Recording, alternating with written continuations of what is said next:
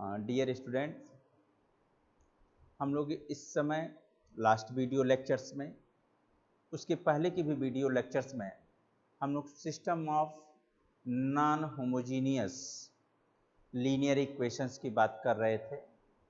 और system of non homogeneous linear equations कहते किसे हैं वो आपको पता है कि अगर ax इक्वल्स बी हो, जहां b के सारे एलिमेंट्स जीरो ना हो, b की सारी इंटीज जीरो ना हो, तो ऐसे सिस्टम ऑफ इक्वेशंस को हम system of non homogeneous linear equations कहते हैं। उसके बाद system of non homogeneous linear equations को सॉल्व करने के लिए, मतलब वह जो system of non homogeneous linear equation दिया गया है, क्या वह सॉल्युबल है या सॉल्युबल नहीं है, मतलब क्या वह कंसिस्टेंट है या इनकंसिस्टेंट है। यह जानने के लिए सबसे पहले हम लोगों को एजमेंटेड मैट्रिक्स फाइंड आउट करना होता है। एजमेंटेड मैट्रिक्स में क्या करते हैं वो भी तरीका आपको बताया गया है कि कोफिशिएंट मैट्रिक्स के साथ कॉलम मैट्रिक्स, जिसे कांस्टेंट मैट्रिक्स हम बोलते हैं, उनको एजमेंट कर देते हैं। तो जो नई मैट्रिक्स बनती है उसी को हम एजमेंटेड मैट्रिक्स बोलते हैं। और जो ये एजमेंटेड मैट्रिक्स हमें मिलती है, उस एजमेंटेड मैट्रिक्स का हम रैंक निकालने की कोशिश करते हैं इकमान फॉर्म मेथड से। और आपको यह भी पता है कि इकमान फॉर्म मेथड में रैंक निकालने के लिए सिर्फ और सिर्फ हम एलिमेंट्री ट्रांसफॉर्मेशन का यूज करते हैं। एलिमेंट्री ट्रांसफॉर्मेशन की हेल्प से जब हम एजमेंटेड मैट्रिक्स की रैंक निकालते हैं तो हमें दो जानकारी मिलती है। एक तो कोफिशिएंट मैट्रिक्स की रैंक क्या है, मतलब रैंक ऑफ कोफिशिएंट मैट्रिक्स, जिसे ए से आपने डिनोट कर रखा है, उसकी रैंक क्या है वो पता चलती है। दूसरा, in totality as to be means augmented matrix की भी रैंक पता चलती है। यदि कोफिशिएंट मैट्रिक्स की रैंक और एजमेंटेड मैट्रिक्स की रैंक दोनों इक्वल आती हैं, तो उस कंडीशन में हम कहते हैं कि सिस्टम या given system of non homogeneous linear equation is consistent, means वो सॉल्युबल है। और अगर रैंक ऑफ कोफिशिएंट मैट्रिक्स और rank of augmented matrix equal नहीं आते हैं, तो हम कहते हैं given system of non homogeneous linear equation is inconsistent, मतलब वह सॉल्युबल नहीं, कोई सॉल्यूशन इसका एग्जिस्ट नहीं करेगा। अब सवाल कहां से शुरू हो रहा है कि यदि सिस्टम ऑफ इक्वेशन कंसिस्टेंट है, मतलब इस प्रॉब्लम का सलूशन एग्जिस्ट करेगा, तो सलूशन होगा कैसा। तो आप कहते हैं कि यदि रैंक ऑफ कोफिशिएंट मैट्रिक्स और rank of augmented matrix equal होते हुए वह नंबर ऑफ अननोन के इक्वल हो जाए, तो उस कंडीशन में सिस्टम ऑफ इक्वेशन का जो सलूशन आएगा वह एक यूनिक सलूशन होगा। कंफर्म। दूसरा आपसे कहा गया कि यदि रैंक ऑफ कोफिशिएंट मैट्रिक्स और rank of augmented matrix equal होते हुए यदि यह रैंक नंबर ऑफ अननोन से कम होगा, तो system of non homogeneous equation के जो सॉल्यूशंस मिलेंगे वह एक दो सॉल्यूशन नहीं मिलेंगे, मेनी सॉल्यूशंस मिलेंगे, या दूसरे शब्दों में उसे हम कहते हैं there are infinite number of solutions. Okay, तो थोड़ा सा प्रीवियस कॉन्सेप्ट था। अब जरा सा एक क्वेश्चन लेकर के हम लोग एक दो क्वेश्चन लेकर के इसको सॉल्व करने की कोशिश करते हैं। का सॉल्व, पहला क्वेश्चन दिया गया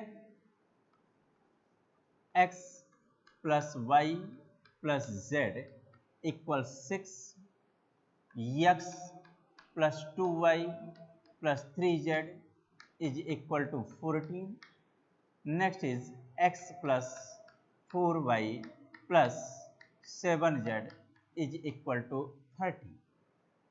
इस सिस्टम ऑफ इक्वेशंस को सॉल्व करने के लिए अगर आप पहचान रहे हैं तो ये system of non homogeneous linear equations हैं, जिसमें 3 अननोन्स आए हुए हैं x, y एंड z। तो सबसे पहले हम एजमेंटेड मैट्रिक्स लिखते हैं। तो एजमेंटेड मैट्रिक्स क्या होगा, ये लिखा जाए एजमेंटेड मैट्रिक्स। और एजमेंटेड मैट्रिक्स में आप लिखते क्या है, A is to B, A is to B. A क्या है वो आप बता सकते हैं। A कोफिशिएंट मैट्रिक्स, कोफिशिएंट को आप देखेंगे यहाँ पे तो आपको मिलेगा 1 1 1। यहाँ कोफिशिएंट देखेंगे तो मिलेगा 1 2 3, यहाँ कोफिशिएंट देखेंगे तो मिलेगा 1 4 7। इसके साथ कांस्टेंट मैट्रिक्स जो आ रहा है वो आ रहा है आपका 6 14 और नेक्स्ट आ रहा है 30। अब एजमेंटेड मैट्रिक्स हो गया, इसका रैंक निकालने की कोशिश करेंगे तो इकहान फॉर्म से रैंक निकालेंगे तो आप कहेंगे R2 गोज टू, क्या करना होता है वो आपको मालूम है, R2 minus R1 and R3 goes to R3 minus R1, ये लिख दिया हमने। जब ये प्रोसेसिंग करेंगे तो जो नई मैट्रिक्स मिलेगी वो हो जाएगी 1 1 1 is to 6, here is 1 minus 1 0, 2 minus 1 1, 3 minus 1 2 is to 14 minus 6 that is 8, 1 minus 1 that is 0, 4 minus 1 that is 3, 7 minus 1 that is 6 is to 30 minus 6 that is 24। क्या गया? जीरो को हमें लीड कराना है तो इसका मतलब यहाँ एक सेकेंड रो के स्टार्टिंग में एक जीरो है, थर्ड रो के भी स्टार्टिंग में एक जीरो है, लेकिन जीरो को लीड कराना है, इसका थर्ड रो में कम से कम कंटिन्यूअसली एटलीस्ट कंटिन्यूअसली 2 जीरोज आए। तो इसके लिए इस यहाँ पर जीरो हमें एक और लाना है, तो उस कंडीशन में हम यहाँ पर फिर रो ऑपरेशन अप्लाई करते हैं का R3 goes to R3 minus minus कर दिया 3R2, ये हो गया आपका। ऐसा करेंगे तो आपको क्या मिलेगा ये भी देख लिया जाए, ये आपको मिल जाएगा 1 1 1 इज टू 6, हियर इज 0 1 2 एजमेंट किया, ये हो गया 8 और यहाँ हो गया 0, यहाँ 3 से मल्टीप्लाई कर रहे हैं तो 3 से मल्टीप्लाई करेंगे 3 हो जाएगा, ये 6 हो जाएगा 24 हो जाएगा, और R3 में से इसको रिजल्टेंट को सब्ट्रैक्ट करेंगे तो 3 माइनस 3 जीरो आएगा, 6 माइनस 6 जीरो होगा, 24 माइनस 24 जीरो होगा, तो क्या 0 0 इज टू जीरो, ये आ गया।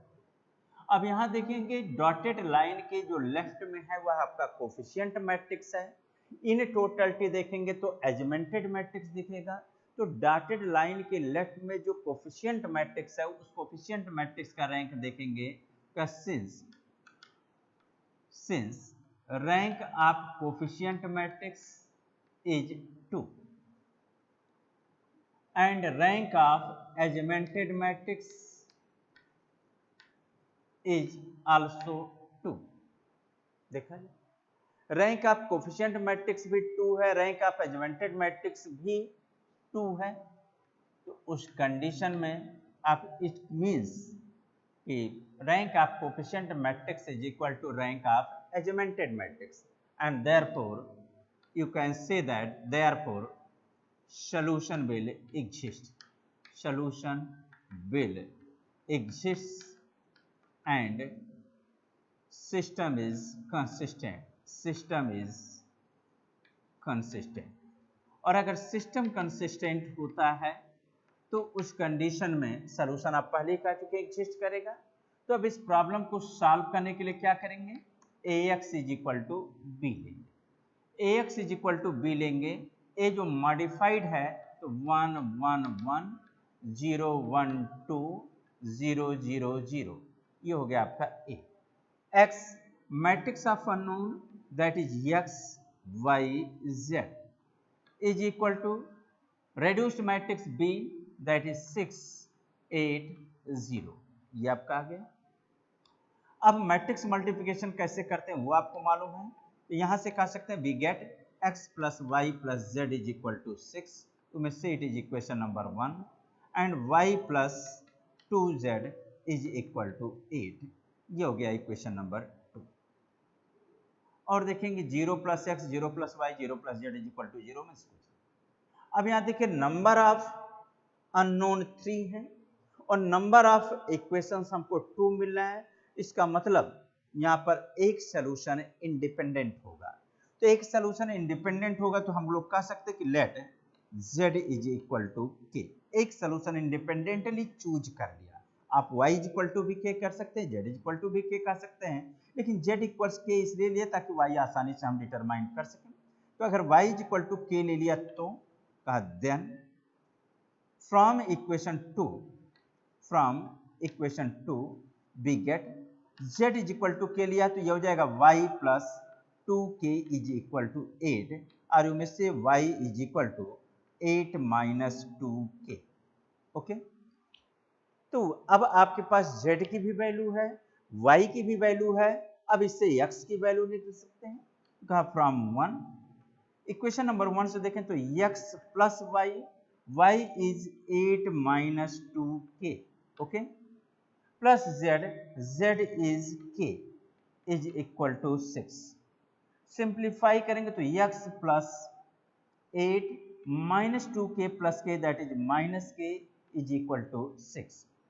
और सिंप्लीफाई करेंगे तो x जो है 6 माइनस 8 प्लस k और इनमें से x is equal to k 6 minus 8 that is equal to minus 2। Therefore required solution is x equals k minus 2, y equals 8 minus 2k and z is equal to k। देखें जो x y z की value जो resultant आ रहे हैं वह हम लोगों के एजम्पशन k पर डिपेंड करें, k क्या है इस पर डिपेंड करेंगे। अब k इक्वल्स 1 लें तो x y z की कोई और वैल्यू दिखेगी, k इक्वल्स माइनस 1 लें तो दूसरी वैल्यू दिखेगी, k इक्वल्स 2 लें तीसरी वैल्यू देगी, k is equal to half लें तो कुछ और दिखेगा। तो इसका मतलब इस प्रॉब्लम में ये तो आपने कहा था सिस्टम इज कंसिस्टेंट, लेकिन आपने यह भी कह रखा था कि यदि रैंक ऑफ कोफिशिएंट मैट्रिक्स और rank of augmented matrix equal हों लेकिन नंबर ऑफ अननोन से कम हो, तो नंबर ऑफ अननोन 3 थे और रैंक आपका आ रहा था 2 आ रहा था, इसका मतलब यहाँ पर आपको as per rule infinite number of solution मिलने थे। तो इनफाइनाइट नंबर ऑफ सॉल्यूशन कहाँ, तो चूंकि रैंक 2 आ रहा था, नंबर ऑफ अननोन 3 थे, तो 3 minus 2 that is equal to 1 और 1 सॉल्यूशन हम लोगों ने इंडिपेंडेंटली चूज कर लिया। और जब एक सॉल्यूशन हम लोगों ने इंडिपेंडेंटली चूज कर लिया तो बाकी x और y की वैल्यू देखेंगे, x और y की वैल्यू उसी इंडिपेंडेंट सॉल्यूशन पर डिपेंड कर रहा है। इसका मतलब अगर यह k बदलेगा तो x y ऑटोमेटिकली चेंज होंगे, mean there will be infinite number of solutions. एक दूसरा प्रॉब्लम भी करके देखते हैं हम लोग का for question number 2 for what values of lambda and mu the given system of equations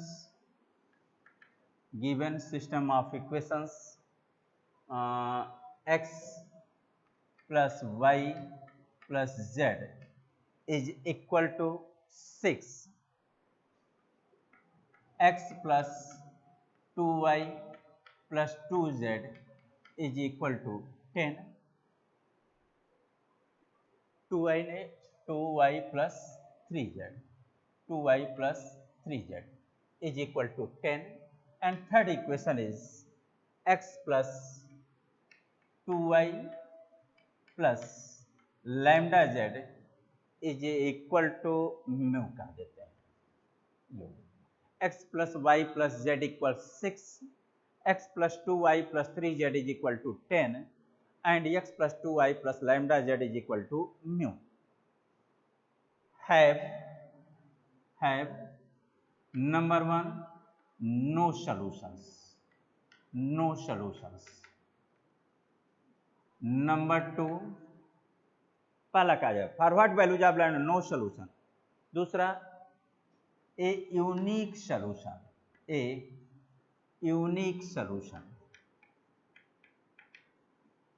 number 3 infinite solution. जैसे क्वेश्चंस को एक बार देख लें, क्या जरा for what values of lambda and mu the given system of equations x plus y plus z equals 6 x plus 2y plus 3z is equal to 10 and x plus 2y plus lambda z is equal to mu have number one no solution. मतलब दिए गए system of non homogeneous linear equation का जरा lambda और mu के किस value के लिए एक भी सॉल्यूशन नहीं होगा, पहला। दूसरा कहा जा रहा है कि नहीं, एक यूनिक सॉल्यूशन लैम्डा और म्यू की किस वैल्यू के लिए हमें यूनिक सॉल्यूशन मिलेगा, और लैम्डा और म्यू की वह वैल्यू बताइए कि जिससे दिए गए सिस्टम ऑफ इक्वेशन के एक दो नहीं अनेक सॉल्यूशन मिले, इनफाइनाइट नंबर ऑफ सॉल्यूशंस मिले हमको। तो चलिए इस प्रॉब्लम को देखते हैं, पहले इसमें सॉल्यूशन पे आते हैं, फिर हम लोग बात करते हैं। पूरा फंडामेंटल्स आपका क्लियर होना चाहिए। पहले हम कोफिशिएंट मैट्रिक्स लिख लेते हैं का here A equals coefficient matrix जो है 1 1 1 1 2 3 एंड 1 2 लैम्डा, यह है। मैट्रिक्स ऑफ अननोन लिखेंगे capital X, that is X Y Z। Constant matrix B लिखेंगे कॉलम मैट्रिक्स के रूप में, तो ये हो जाएगा 6 10 एंड म्यू, 6 10 एंड म्यू, ये हो गया था। अब इस प्रॉब्लम का सॉल्यूशन देखने के लिए सबसे पहले आप एजमेंटेड मैट्रिक्स लिखेंगे। तो एजमेंटेड मैट्रिक्स लिखा, augmented matrix, augmented matrix that is A is to B, मतलब मैट्रिक कोफिशिएंट मैट्रिक्स को कॉलम मैट्रिक्स के साथ, कॉलम मैट्रिक्स B के साथ एजमेंट कर देना, ऐड कर देना, मिला देना। ऐड करने मतलब जोड़ने से नहीं, उसमें मिला देना है। तो जो कोफिशिएंट मैट्रिक्स है तो उसको लिख दिया 1 1 1 1 2 3 एंड 1 2 लैम्डा, ये हो गया। अब इसके साथ कांस्टेंट कॉलम मैट्रिक्स B को हमें एजमेंट करना है, इसके साथ मिला लेना है। मिला लेना है तो यहाँ लिख दिया 6, ये आपने मिलाया तो ये 10, और तीसरा एलिमेंट मिलाया तो ये हो गया आपका, ये हो गया आपका एजमेंटेड मैट्रिक्स। अब इसका एक हान फॉर्म मेथड से हमें रैंक फाइंड आउट करना है। तो रैंक फाइंड आउट करने के लिए कहा, पहले हमें फर्स्ट रो का first element non zero entry चाहिए, वह नॉन जीरो एंट्री है ही है, पहला नॉन जीरो एंट्री 1 है। अब इस 1 के हेल्प से फर्स्ट कॉलम के रिमेनिंग एलिमेंट्स को जीरो बनाएंगे, ताकि फिर बाद में हम जीरो को क्या करेंगे, लीड कराएंगे। तो कहा पहले R2 goes to R2 minus R1 and R3 goes to R3 minus R1। शायद इससे थोड़ा सा पर्पज हम लोगों का कंप्लीट हो जाएगा। ये वैसे ही रह गया 1 1 1 इज टू 6। अब आप वर्किंग शुरू करेंगे, कहा R2 माइनस R1, तो 1 माइनस 1 आपका 0 हो जाएगा, 2 minus 1 that is 1, 3 minus 1 that is 2, 10 minus 6 that is 4।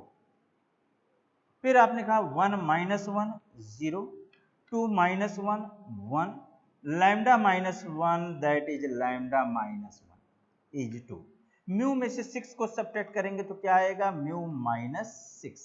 Okay, ये आ गया आपका, ये म्यू माइनस 6 है, म्यू माइनस 6 ये आ गया।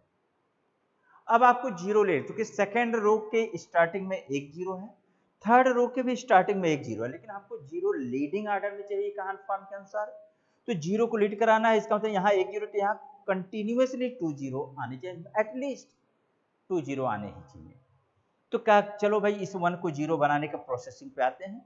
तो अगर हम सेकंड रो के हेल्प से इस 1 को जीरो बना सकते हैं क्या, तो शायद साफ साफ दिख रहा है कि 1 में से 1 को सब्ट्रैक्ट कर देंगे, जीरो बन जाएगा। तो बनाते हैं, ये कहा R3 goes to R3 minus R1, sorry R2, R3 goes to R3 minus R2। Resultant आपको क्या मिलेगा वो देखा जाए, वो मिलेगा 1 1 1 is to 6। Next is 0 1 2 is to 4। Okay, फिर 0 1 माइनस 1 0, लैम्डा माइनस 1 में से 2 को सब्ट्रैक्ट करेंगे तो क्या आ जाएगा, लैम्डा माइनस 3, ये लिख दिया is 2।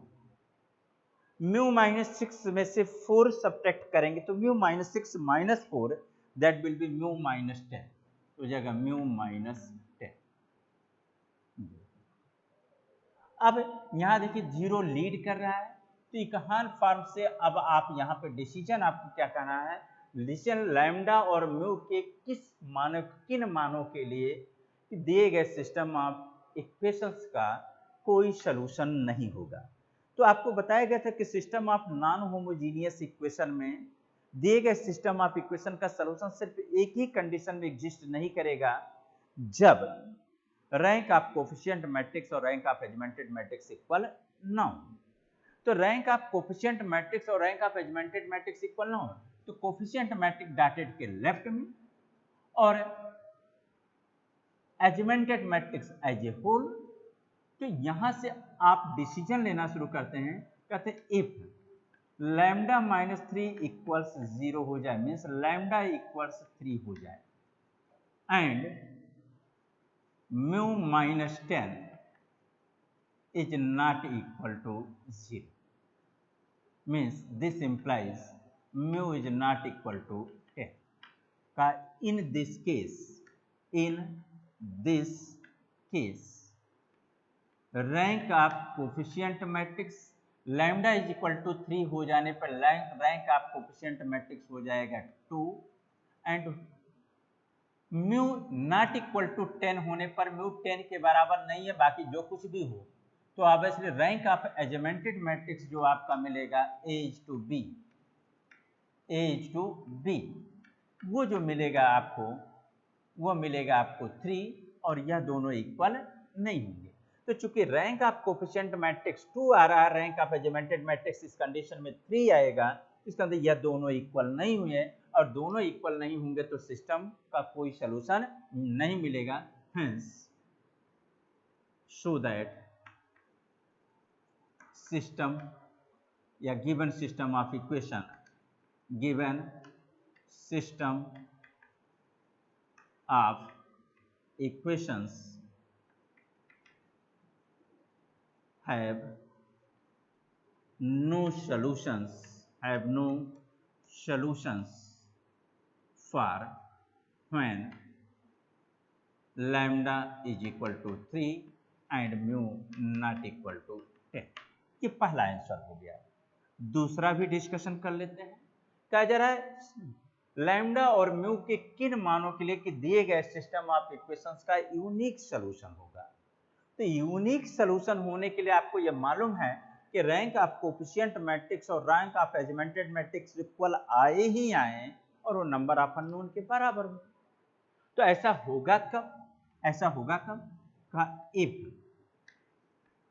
Lambda minus 3 not equal to 0, it's okay, and means this implies lambda not equal to 3 and mu minus 10 also not equal to 0, this implies mu not equal to 10. In this case rank of coefficient matrix will be 3, rank of augmented matrix also will be equal to 3, it means both are equal। और अगर दोनों equal होंगे, rank of coefficient matrix, rank of augmented matrix दोनों equal आ रहे हैं, 3 आ रहे हैं, is equal to number 3 is equal to number of unknown. Unknown कितने हैं, x y and z, 3 unknowns हैं। तो रैंक ऑफ कोफिशिएंट मैट्रिक्स भी 3, रैंक ऑफ एजमेंटेड मैट्रिक्स भी 3, और ये किसके बराबर, नंबर ऑफ अननोन के इक्वल हो गए का हेंस या सो that given system of equations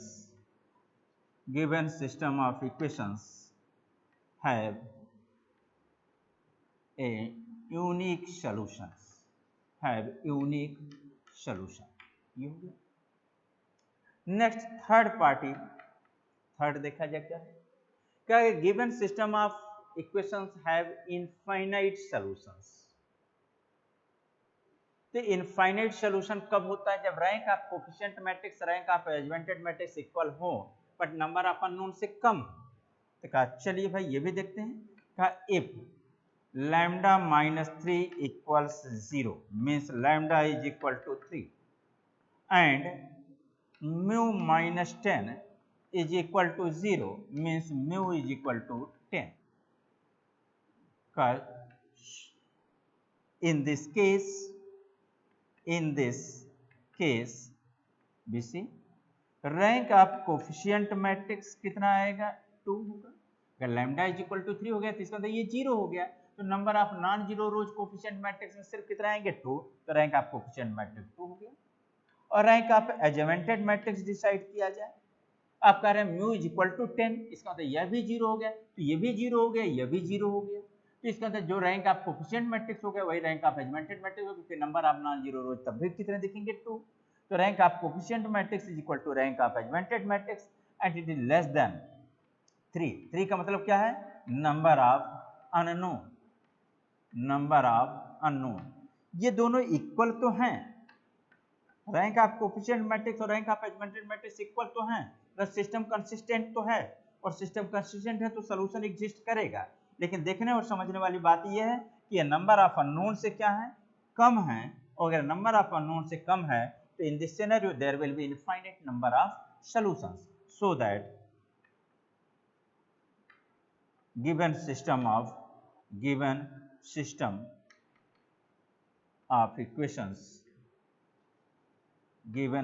of equations have infinite solution, or you may say many solutions.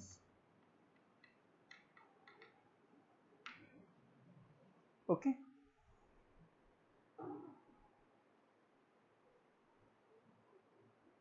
हो गया। दूसरा अभी मत स्टार्ट करिएगा।